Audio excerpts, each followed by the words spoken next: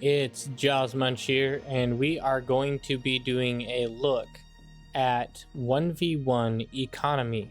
So 1v1s are a bit more challenging than your standard 8v8 because they're often on maps of a similar size to this map here. And you have a lot more ground that you have to cover. In a normal lane map, you'll generally have like one section that is your responsibility.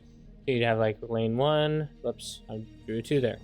Anyway, lane one, lane two, and lane three. Not very good at drawing on the computer.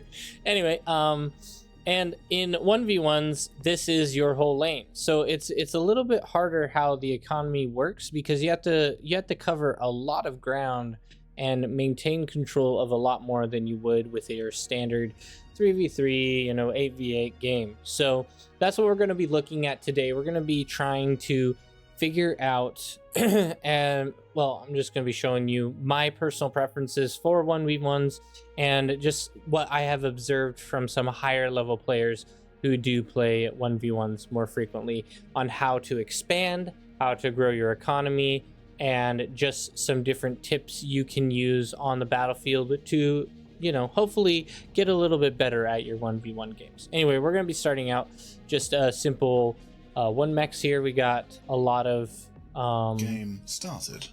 A lot of metal on the single mechs on Crystalline Plains, so it's a very good start to be in this corner here. We only have to build one mechs and then go into our winds, and our wind speed is excellent. If you are brand new to Bar or brand new to the multiplayer scene, I would recommend checking out some of my other guides to go over specifics on build orders and economy, because we're not going to be focusing a lot on scaling to like T2 economy. We're going to be focusing on the 1v1 economy and how it differs from a standard economy play. Okay, so if you're looking for a full economy video, I would go check out one of my other videos that is talking about more of the entirety of Bar economy rather than this, because this is going over a very specific side of that. Another thing, if you guys enjoy the video, be sure to subscribe. It really helps the channel a lot. We've been getting a lot more subscribers, a lot more people joining our Discord. If you're interested in joining the Discord and hanging out with some pretty cool guys that are more chill and will help you learn some of the basics, especially if you're new, definitely join our Discord. The link will be down in the description below. Now let's go ahead and get into this. Started. So we're just trying to get up to 70 energy right off the bat. That's pretty standard. 60, 70 energy is usually a good place to start. 70 is the safe way to go. 60 would have been better. I probably didn't even need to build this third windmill. Anyway, another thing really quick that I wanted to mention is Cortex. Cortex is often used in 1v1 games more frequently than Armada. The reason being is grunts have a little bit of an advantage in their range. They got slowed down a little bit, so they can be outpaced by pawns, but it's still not to the point where Cortex is not the preferred faction. Okay, so that we're going to be using Cortex in this game largely for the sake of just showing some of the benefits of Cortex and why you would probably want to choose Cortex as your faction in 1v1 situations. So an interesting thing about Cortex factory is the fact that it has a longer start time for building units than Armada. So when this factory finishes placing, it's going to take another second to actually start building the unit after the factory is placed. So all Cortex players definitely need to get another windmill out or maybe another solar panel. Just have your commander building something else while the startup time begins on the factory, and we'll show that when it starts. Anyway, we're going to be doing a little bit of a different build order than you might normally do on a 8v8 or a 3v3, however, on a team game. You'd probably do like 2 cons and a couple grunts, etc. Now, what I would highly recommend is actually going for 1 constructor, getting 2 grunts, and being very specific, because your grunts that you do build are going to be just to help aid your expansion. And it's very important to have that aid immediately when you're in a 1v1 situation, because their harassment, I mean, they're on the other side of the map. They could go for early grunts and just send them right over and try to harass your expansion. So having these grunts just right after your con is up is very valuable. Obviously, this map doesn't have any reclaim, so we don't have to worry about that. But yeah, so I will often build 2 grunts immediately just to protect my expansion. It's very important to protect your expansion in the 1v1s. Otherwise, you will get shot down. Another thing you could think about doing, we'll get into that later. Okay, actually. So we got 2 grunts, another con coming up shortly after the grunts are finished. Then we're going to be doing probably a bunch more grunts and a couple thugs. The grunts are just really good for early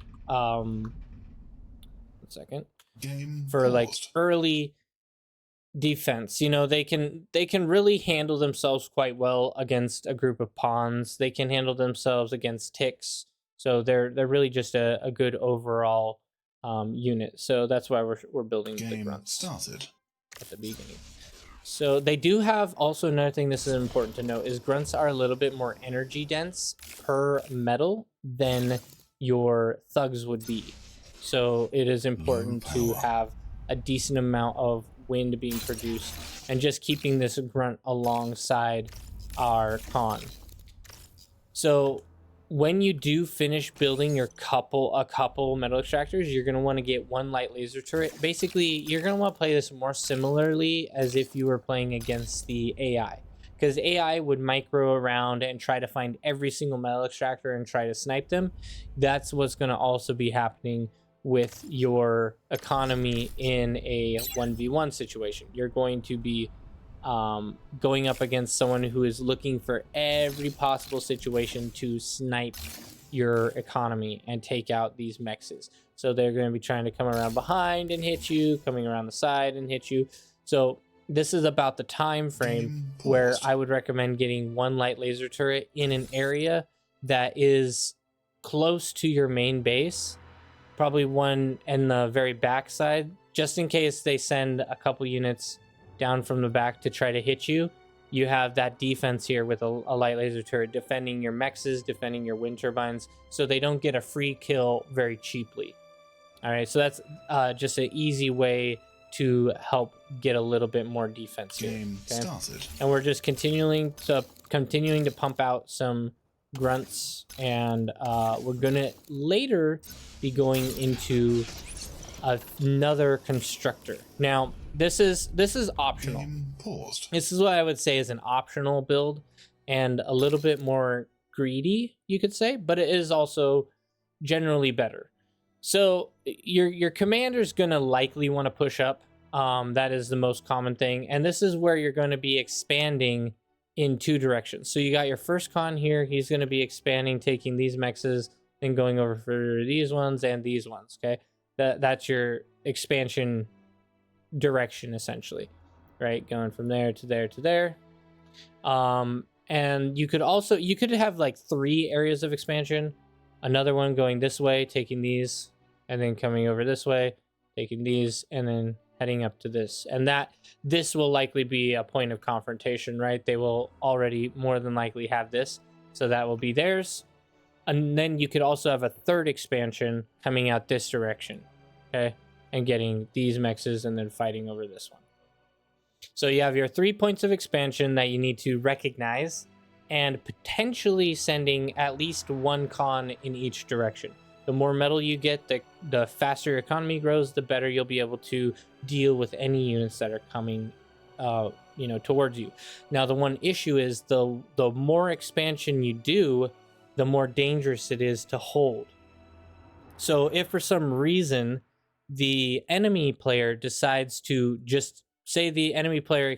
go for 2 expansions, like 2 expansion zones, and kind of leaves this out of their expansion, they're going to have more army to push into your side. So if they wanted to put a lot more pressure on one side, they'll have more army available than you will, just because there's less resources being spent, less mechs is being produced, less LLTs being produced, less constructors being produced, and this can create a higher pressure zone that you're going to have to hold up against. So this, you can kind of manipulate this based on what you're trying to force the other player to do. So if you want high aggression, I would recommend doing 1 or 2 sections of expansion rather than that third expansion, because that can give you a little bit more resources to actually put into an army and put on a little bit more pressure. So that's just one thing to think about. Anyway, so here we have our expansion. Now, one thing it would be good to do is to have, you know, your light laser turret planned. You have your first expansion done, then you come over here, you get your second expansion done and put a light laser turret, because you're just defending every single zone as you expand. And now another optional thing you can do is on your forward expansion towards the center line here, every mech that is towards the center line, what I would actually recommend doing is, instead of building that light laser turret, let me see if I can delete that turret out of there. There we go. So instead of building that light laser turret, I would recommend, as Cortex, building an exploiter. Exploiters have a lot more health than laser turrets. They do about the same damage as a laser turret, and they also extract metal. So having that forward mechs be really strong and tough, hard to deal with, will be really great as the game progresses, because you'll be able to keep your metal extractor up longer and have a more efficient metal extraction versus just having it die more quickly. So that's something you can debate. You know, you might even want to put it a little bit closer up, because it's something that is fighting. You can even have it in a forward position rather than a further back position. But these are just a couple different ideas. So you want to plan out your first expansion, and then we are also going to be planning out our second expansion pretty shortly. Let's go ahead and keep going. So as soon as this con begins, we can plan out our second expansion, which will be the center, and we're going to be going for 1 laser tower at every single mechs, just so we have basic defense, so there's no quick kill on our mexes. Okay, game started. Now, actually, really quick before we do that, I forgot one thing. We're going to quickly do, whoops, hopefully place this. First, we want to get our a con turret out here, because we want the build power at our base. We're going to be pushing up our commander, and this is going to take a little bit of time because we don't have quite enough wind power. We're going to be e-stalling for a bit, or energy stalling, trying to get this con turret up. Normally, I would probably place the con and then plan the forward expansion. And we want to also make sure that our grunts are following our constructor on the first expansion as well, while we also maintain control of our second expansion. You can also, if you feel confident in your ability to push the enemy, you can also try to aggress with some of these units and push for an attack. That's obviously, if you feel that you are comfortable with that, then go for it. But definitely have, we're starting to get a little bit ahead of ourselves. Definitely have at least, at minimum, protection on your cons as they are traveling to their expansion points, right? That is the main thing, because essentially if a constructor dies, that's like a really big loss in a 1v1. 1v1s become a lot more like a sea battle in the amount that little things affect them tremendously. So if you have like a constructor lost, that's a big deal. If you have a constructor turret lost, big deal. If you have a little bit of economy destroyed, big deal. It all has major repercussions, because every little setback you get in a 1v1 just has a landslide effect into the future of the game. So you want to be really, really nitpicky about everything that gets destroyed, more than you would in a normal game. Okay.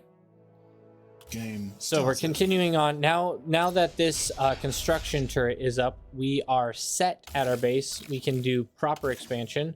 We also want to make sure that we have our factory on a repeat, and probably get a couple grave robbers per set, maybe 2, 3. It just depends on how you like playing. The more grave robbers you have, obviously the less in fighting power you have, but the more you can reclaim or resurrect as you grow, you know. So that's pretty standard stuff for people who are doing 1v1s. You probably already know that. No big new thing there. But anyway, so having it on repeat command, that way you save some of your actions per minute, so you're not having to jump to the back and jump to the front and jump to the back and jump to the front, you know. And it causes your game to flow smoother if you have a pretty steady build pattern in your factory. All right, that's what I would recommend doing, and you know, you'll see it'll probably work out pretty well for you. But anyway, you see we have decent coverage. We have these guys protecting our expansion here. We have these guys protecting the expansion here. We have a turret guarding our 2 mexes as well. And we have a con turret helping produce both energy, which is important, and also units, which is important. So we have a decent amount of things happening. Now, next, we're also going to be getting our commander out here helping with expansion on this side. Now, this expansion is going to be a little bit different because we have these towers here kind of will be blocking the light laser tower a bit. So I'm going to build 2 light laser towers for defense here, just so that we have the ability to shoot as long of distance as possible, and those metal extractors will hopefully survive longer. This one, we can probably do a light laser tower center, and then same with these ones. This is going to be a little bit more of a dangerous position, so I'm going to put my radar out here just to see if they have control of these mexes. And it wouldn't be a bad idea to put a laser tower there, and then also get some laser towers up at those expansions. So now we have the whole map is set up for expansion. We have our units guarding the expansion, and we're set to just basically repeat everything until the game is won. So we got everything going smoothly. I would also say it isn't a bad idea to add 1 construction bot into this production. That way you can slowly scale your build power at your base, because once these expansions really come into full play, you're going to see a lot of metal and you're going to start overflowing. So having some of these construction bots slowly being built is a great idea. And obviously we can do some scouting and such. I'm not really playing against anyone or against really inactive bots, so this is just an example, and it's a good example of what you're going to want to do standardly anyway. You know, keeping an eye out on things. Maybe getting a couple radar towers out might be a good idea, to have a radar tower like here or up top here. Those would be good placements, just to have vision in case they're trying to do some sneaky maneuverings. And you can start to create a front line if you have, you know, considered, okay, there's no enemies in this area, I've already checked, I can just kind of get good vision and determine that my expansion is safe. That is a little bit more risky in case they push you. This is also where every single bit of resource counts. We do not want to be wasting energy. That's a bad thing. We want to turn that energy into metal. That's always what I do. So I'd recommend going into some energy conversion rather quickly. In fact, I might just do, to start, we might just do 1 energy converter after that windmill, and then we'll go into an energy storage so that we don't waste quite as much energy. We want to make sure that we are maintaining as much of that as possible. We'll probably do a couple energy converters right after as well. So expansions doing great. We've verified, okay, they don't really have much. Easy kills, it looks like. Game is basically over. And we got some of our thugs out. And you can obviously adjust the ratio as you see fit. If you feel like your grunts are becoming less and less useful, then it would be a good idea to transition to thugs and maybe rocket bots as well. Rocket bots can be very strong, but they have to be a little bit more carefully microed than other units. So there is that. But yeah, things are going well. We got a decent amount of conversion, lots of metal income, 32. And essentially, once the game is going and you have a decent line settled, you can determine whether or not you want to do a transition into vehicles. That's a very common thing to do in a 1v1, is towards the mid to late game. You're going to want to transition into vehicles because vehicles have a lot more damage, a lot more health, and you have all of this extra metal coming in at this point. So you have the ability to just pop down a factory anywhere you want for vehicles and just start cranking those out as well. And at this point, you can probably stop building with your commander and just focus on the vehicle play.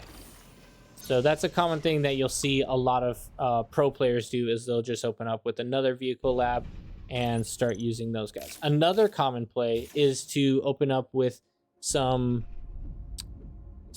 planes. You might open with another air lab and be able to do like a bombing run. You can slowly build up enough units to start bombing the enemy, and that's something that can take them really aback where they weren't planning on a bombing run, and you can hit them really hard with some unusual plays there on that side as well. But that is a little bit higher level because you have to manage your anti-air, you have to manage, you know, fighters, bombers, maybe even some shuriken. Those are really great things to use as well, but you have to be careful that you have the APM to be able to afford that. So yeah, this is essentially the setup for economy. You want to be very, very strategic about what you do and be careful to defend every single expansion and try not to lose any of these constructors, as they are extremely valuable in the 1v1 at being able to expand rapidly and take over the whole map. So hopefully this was helpful, guys. If it was, definitely leave a comment if you disagreed with anything in this video and want to try to curb it in a different direction and make a recommendation to other people who watch this video. And as always, thank you all for watching, and I will see you guys on the battlefield.